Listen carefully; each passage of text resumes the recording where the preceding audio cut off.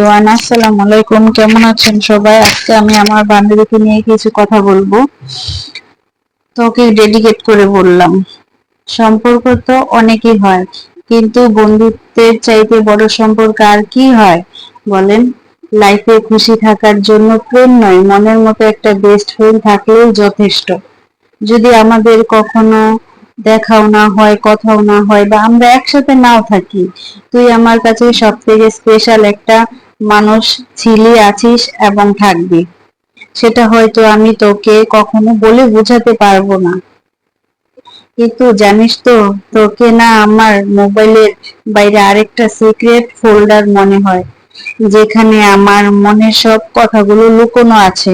দোস্ত, সব ভেঙে যাক, শুধু বেঁচে থাক তোর আর আমার বন্ধুত্ব। দেখ, আজ আমরা কি সুন্দর একসঙ্গে শাক তুলছি, যেন আমরা ভবিষ্যতে একসঙ্গে এইভাবে শাক তুলতে পারি বৃদ্ধ বয়সে, তাই না বল?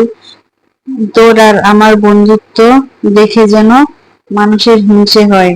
জানি না এই কথাগুলো তুই কিভাবে নিবি, কিন্তু আজ আমি সত্যি কথাগুলো মন থেকে বললাম।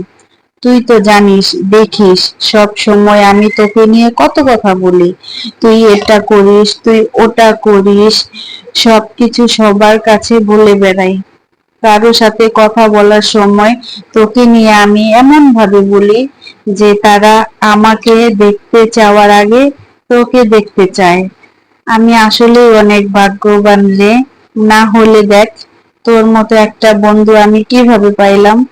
আমি চেয়েছিলাম এমন একটা সম্পর্ক, যেই সম্পর্ক 10 বছর পরও মানুষ দেখে বলবে, দেখ আজও ওরা একসঙ্গে আছে। যদি কখনো আমি ভুল করি, তাহলে তুই আমাকে বকা দিস, মার দিস, কিন্তু আমাকে ছেড়ে কখনো চলে যাস না।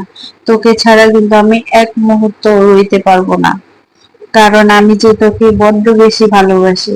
হয়তো কখনো সামনাসামনি বলা হয়নি, বা আমি কোনোদিন বলতেও পারবো না।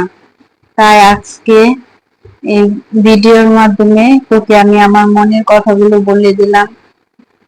তুই আশা করি বুঝতে পারবি, কিন্তু তুই কখনো মানুষের কথা কানে নিস না।